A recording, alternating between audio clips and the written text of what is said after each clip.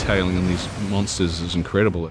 The world has so many different elements, so characters, props, locations, colors, and light. All those elements create a world that supports the story. We were all working together to make something that would make you feel like you really were there. We're about to go behind the animation of the Sea Beast. The setting of the movie is a world very much like our own, around 1700. So it's the era of the tall sailing ships. And in this world, the sea beasts that you see depicted on those old maps are real. So this has given rise to a new vocation, which is a sea monster hunter. You can't make a movie like this, I don't think, without planning for a big monster fight. It is such an epic scene. Red is actually very nice looking compared to the rest of them.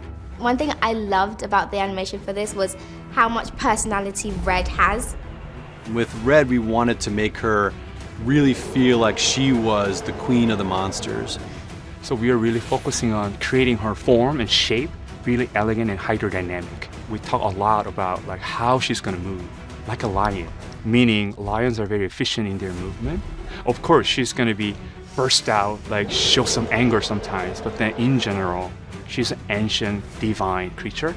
So lion fits really nicely. In the midst of this epic battle between these two gargantuan monsters, you have poor Jacob and Maisie just trying to struggle to survive and indeed actually join the fight at certain points when they can. We didn't want to have just the creatures battling and the humans be the audience. We wanted to be very much involved in the story. We really wanted to construct a really dynamic and spectacular scene. But at the same time, we wanted it to be a character-based scene where the relationship between Maisie and Jacob was going to evolve over the course of the scene. And it almost happens invisibly. It's below us. We really wanted to lay out how it all works. And we wanted to be very clear in establishing that the hunters are the good guys and the monsters are the bad guys. So with the Brickleback, which is the first creature that you meet, we really wanted that one to look almost prototypically scary and really make it seem like it's the stuff of nightmares. We know that Brickleback has to have tentacles and the long tails, and then it's gonna have a really strong exoskeleton. So when we first designed it, we actually designed the Brickleback vertically narrow. We chose that direction because we know that the Brickleback will swim like a snake, but then that form doesn't quite work in the sequence because it doesn't make the creature powerful and then heavy. We ended up actually flattening Brickleback horizontally. Then Brickleback became like an alligator shape. So when he swims, you will get to see a little bit of exoskeleton. So Brickleback's gonna swim like an alligator, not just a snake. That created really cool effects. I don't know how the war started. Maybe all that matters is how it ends. And there's this wonderful sequence where Jacob and Maisie take refuge inside Big Red's nose. In the nostril area, it was really hard to find a reference because we want to be realistic, grounded, but also at the same time not ugly, not disgusting. So the solution we came up with is let's just go with the concept, what the emotion requires from this space. And then Chris wanted to be claustrophobic. To make the space aesthetically pleasing, we just designed really nice curved shapes within it so that it looks not just a tube, it looks like a nostril, but also at the same time appealing.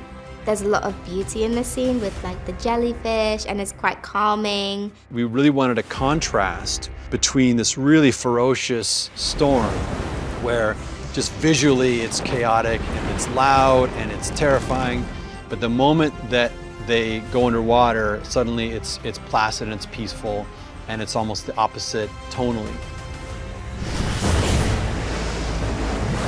So if you look at the inevitable, it is actually heavily based on 15th century, and then we added some fantastical elements. We were imagining sea beasts gonna constantly attacking them from underneath, so they needed metal plates on the bottom of the ship.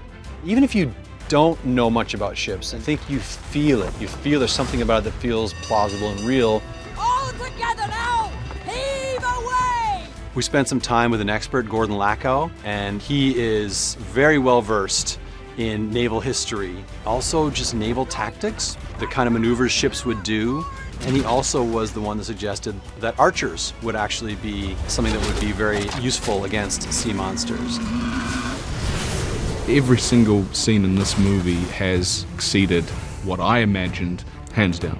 The film does do a really good job in showing the monsters and the emotions. I see a fire in her. Same fire I saw in you. Make sure to check out The Sea Beast, only on Netflix. Thanks for watching Netflix Film. Subscribe to our YouTube channel to get the latest exclusive videos. Plus, hit the bell so you don't miss a single one.